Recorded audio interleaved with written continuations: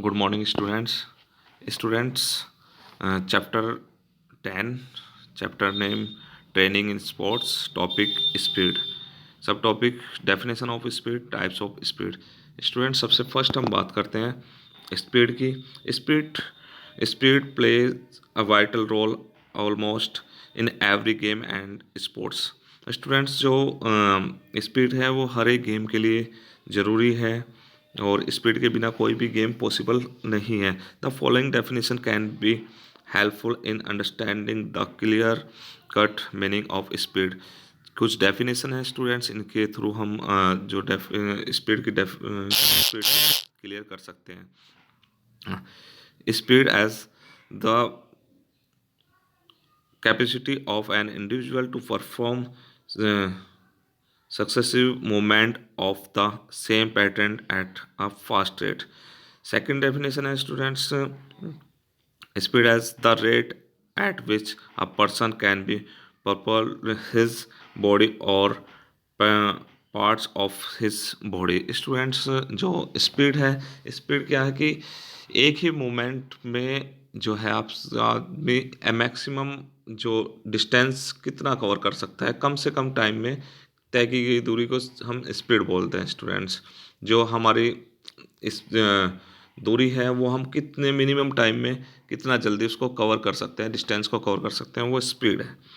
और गेम में अलग अलग गेम में अलग अलग तरीके से स्पीड काउंट होती है स्टूडेंट्स, जैसे फुटबॉल हो गया, हॉकी हो गया, तो सभी जगह एक तरह की स्पीड वर्क नहीं करती। तो इसके बाद हम बात करते हैं students types of speed.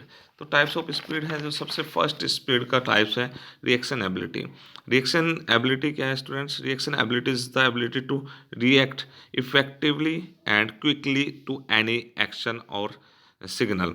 Students जो स्पीड है वो रिएक्शन एबिलिटी जो है उस वो है कि आदमी कितना फास्ट अपनी बॉडी को रिएक्ट करता सकता है, वो कितनी जल्दी किसी भी सिग्नल के पर एक्शन ले सकता है, ठीक है ना।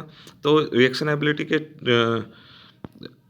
एबिलिटी जो है स्टूडेंट्स वो आपका टू टाइप्स की है, सिंपल रिएक्शन एबिलिटी और complex reaction ability. Simple reaction ability क्या है student? It is the ability to react quickly in already determine manner to a known signal.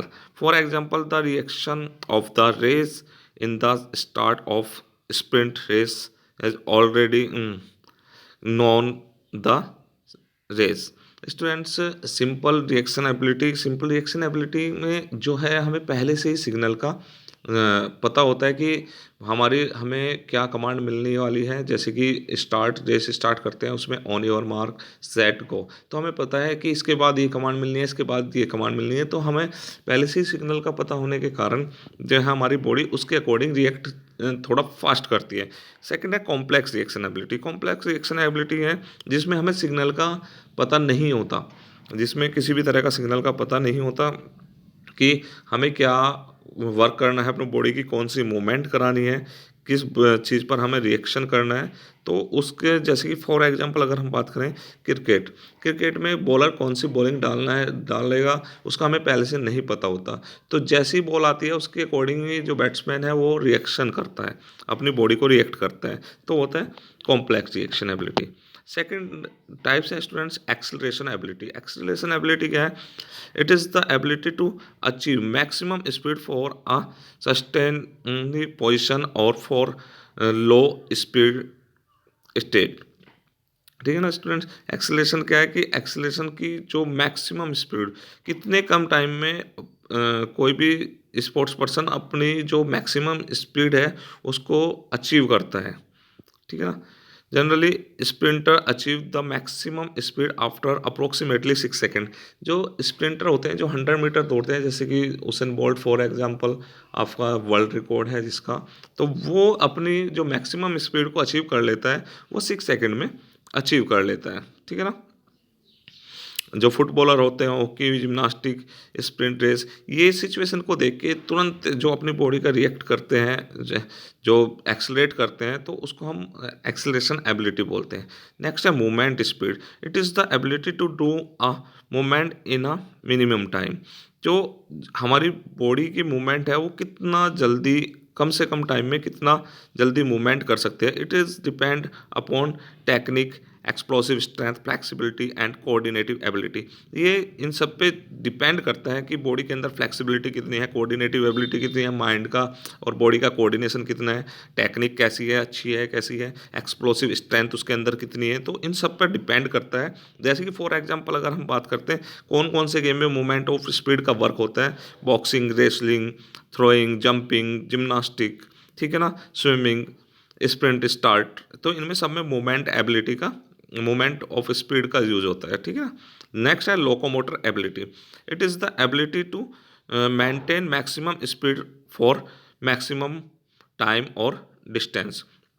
जो लोकोमोटर होता है कि हमें अपनी जो स्पीड है, उस जो पेस है हमारा, हम एक स्पीड से कितना इस डिस्टेंस कवर कर सकते हैं।